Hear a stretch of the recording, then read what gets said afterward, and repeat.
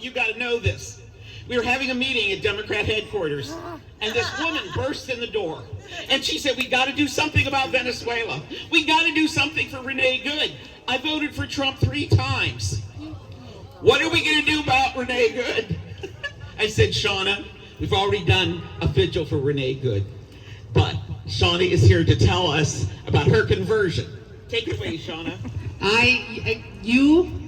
Absolutely, okay. So good afternoon, everyone. Like you said, I'm Shauna. For my entire life, has never changed. I believe in America.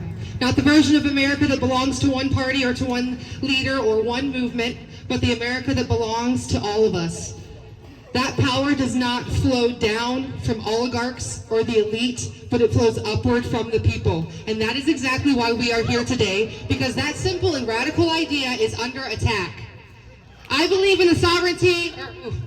If you'll let me, I would like to share with you some beliefs that I proudly hold, have always hold, before I share with you, again, something that I'm not super proud of. I have always believed in the sovereignty of nations, and that the true strength is found in cooperation, diplomacy, and allyship, and that war should always be a last resort, because we know who pays the price when our leaders fail. It's the innocent. It's the men and women that put their lives on the line to protect us. It's the civilians. It's the children. I believe in a strong border and a humane and efficient pathway to citizenship. I believe that the tired and the poor, those huddled masses drawn to the Statue of Liberty, should be truly welcomed here.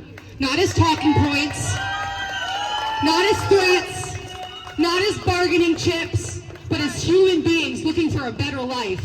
They are like us. We as Americans have the right to assemble and to protest. We have the right to raise our voices when our leaders act against our will and to our detriment. We have the right to do so without being arrested, harassed, persecuted, beaten, or killed. The promise of this country has always been bigger than fear. It has always been that any person, no matter where they come from or what they believe, can build a life free from oppression. I believe in our Constitution, not just when it is convenient, not when it benefits people like me, but always. That means I believe in due process for all persons. Not different levels of justice depending on who you are, the color of your skin, or the location of your birth. Not conditional rights, not selective freedoms. If the Constitution means anything, it must mean something for everyone. I believe in birthright citizenship. If you were born here, you are an American citizen. That is not up for debate. That is not a partisan idea. That is a constitutional principle, debated time and again, confirmed time and again. I am not a citizen because my mother was a citizen or because my father was a citizen. I am a citizen because I was born about 1.5 miles away from here at St. Rita's Hospital. The circumstances of my citizenship are the same as the young Haitian babies that were born at St. Rita's in the same halls that first heard my cries.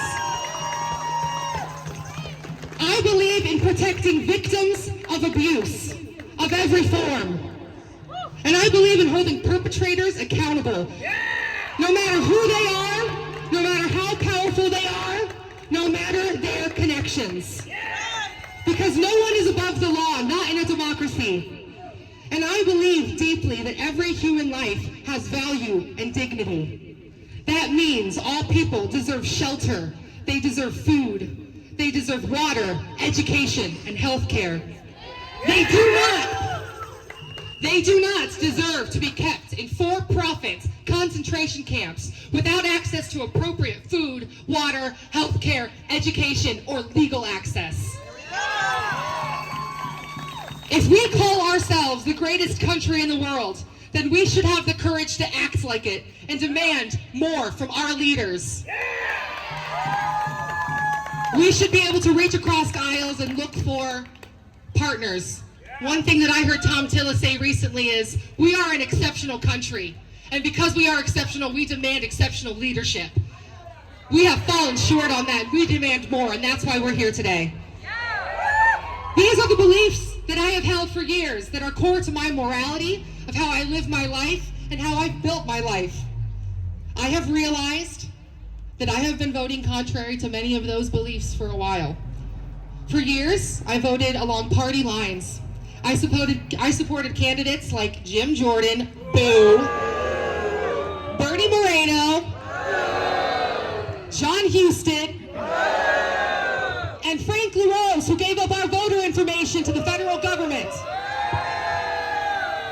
Without any depth of looking at who they were, I was a one-issue voter, and I filled in bubbles. It makes me shudder every time I see them speak. Watching the congressional hearings in full requires breathing exercises and mindful meditation afterwards. And medication. And yes, I voted for Donald Trump more than once. I know. Please, I hope if you have tomatoes, please don't throw them. And it was not because, I'm going to be honest, and it was not because I admired him. I didn't. In fact, I often said I didn't like him. I was uncomfortable with his words, his behavior, the way he spoke about people. But I also told myself that it didn't matter. I told myself that we needed a businessman. I told myself we needed, it was about policy and that I could ignore the rhetoric. Essentially, I was regurgitating all of the talking points that I was hearing from Fox News and from the right-wing pundits that I never should have listened to.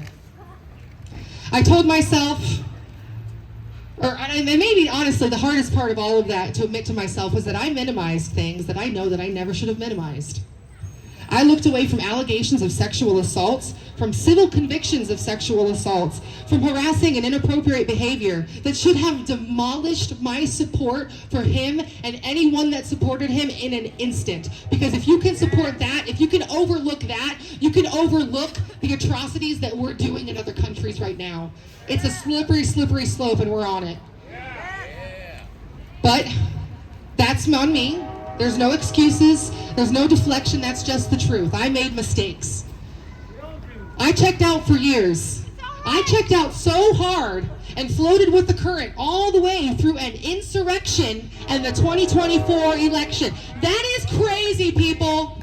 By the way, NPR has a really great breakdown and archive of what happened on that day. So if you have anybody that is debating what happened that day, if it was an insurrection or not, send them NPR's way and have them watch those videos, listen to those accounts. But that's why I'm speaking so loudly, basically shouting at all of you. Why I refuse to give an inch anymore when it comes to racist, xenophobic, sexist, small-minded rhetoric whenever I hear it. Whether it be my family, my friends, people that I see on the street. If we're going to talk about saving a democracy, we need to start with honesty, especially with ourselves. I was not alone in my excuses and deflection. Many were caught in that current, pulled along by media, by fear, by identity, by the comfort of staying where we were. We just didn't want to be wrong. But at some point I had to ask myself, what do I actually believe? And are the people I support fighting for those beliefs? Or are they trying to erode them? Because this is the moment we're in. It's not the left versus the right. It's about something much more fundamental. Do we believe in a government of laws, or are we willing to accept the rule of one man? Do we still believe in one constitution? Do we believe that no one is above the Constitution? Are we willing to carve out exceptions? Do we still believe in democracy? We are floating towards something else. That is why this matters. That is why this moment matters.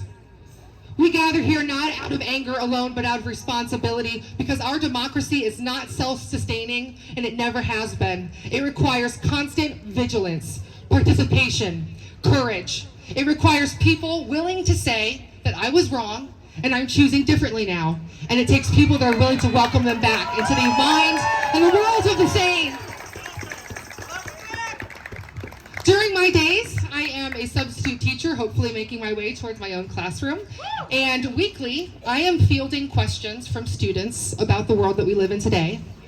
Just yesterday, I had several students in one class asking me about xenophobia and racism, about the war in Iran. And then I had one girl raise her hand, and because we were talking about the difference between autobiographies, no more wars. We were talking about the difference between autobiographies and memoirs, and we brought up Anne Frank's memoir, talking about it. And she raised her hand and said, is that the same thing that's happening today? Because Anne Frank talked about being constantly scared, about people being taken from their homes. This is what children are dealing with. We need to make a better world for our children. They are going to be the ones dealing with this. And it breaks my heart whenever every morning we stand and those little faces and exuberant voices recite the Pledge of Allegiance, and they say, one nation under God, indivisible, with liberty and justice for all. What are we leaving these children with that stand and they listen to us speak about country that we live in, the land of the free, where all people are protected? Are we leaving that for them? I thank you all for being here today. I'm going to hand it off to the next person. God bless.